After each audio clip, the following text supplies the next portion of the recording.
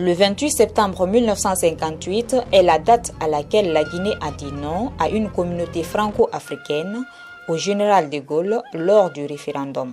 Cette décision pour les Guinéens d'assumer leur identité a été un choc pour le président français. Après 62 longues années, certains Guinéens semblent regretter ce choix, tandis que d'autres en sont fiers. Elhadji Sanassi Keita, un des pionniers du PDG RDA, est de ceux qui approuvent toujours le choix du non aux colons. Cette date est fondamentale pour nous, c'est une date charnière parce qu'il faut remonter à un mois un peu plus tôt, le 25 août 1958. Le général de Gaulle a fait une visite à la Guinée dans sa campagne pour préparer les anciennes colonies à accepter son programme de collaboration. Quand il est venu, et on les a reçus à ce que vous appelez aujourd'hui le palais 25 août. Ça porte ce nom-là parce que c'est là-bas où il y a eu la confrontation. C'est au cours de ça qu'il y a eu 3 discours qui tenaient lieu de conseil d'Assemblée nationale, dirigé à l'époque par Seyfoulaye Diallo. Lui, il a fait son discours. Le président Sékou Touré aussi a fait son discours. Et le général de Gaulle a fait aussi son discours. Il n'y a pas de dignité sans liberté. Nous préférons la pauvreté dans la liberté à la richesse dans l'esclavage. C'est la phrase que de Gaulle n'a pas supportée. Voilà comment les rapports entre la Guinée et la France ont été distendus. Et nous voilà enfin indépendants le 2 octobre 1958.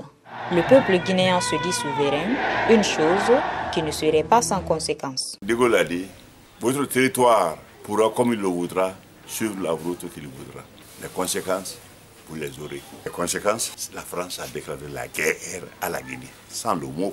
La Guinée a souffert de cette guerre d'indépendance. 52 complots au moins ont été fomentés contre eux, de 1958 à 1984.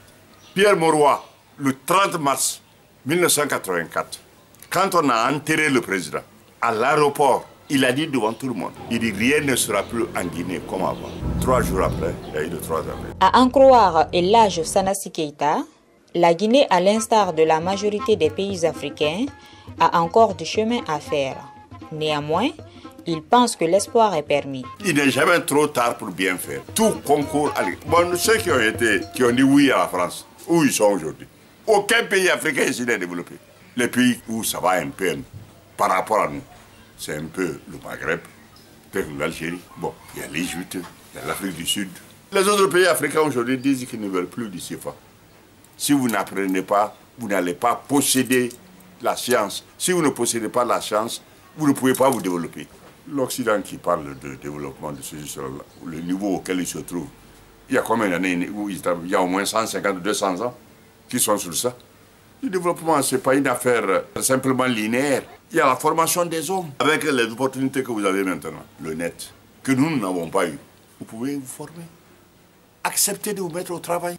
Ça vous rapportera. Vous allez pouvoir développer le pays. En 1964, on a changé la monnaie. Aucun Guinéen n'avait 10 millions comme argent propre. Aujourd'hui, il y a des milliardaires en Guinée ici. On ne peut pas changer nos conditions de vie à notre insu. Ce pionnier du PDG RDA pense que la Guinée mérite mieux que ce qu'elle connaît aujourd'hui.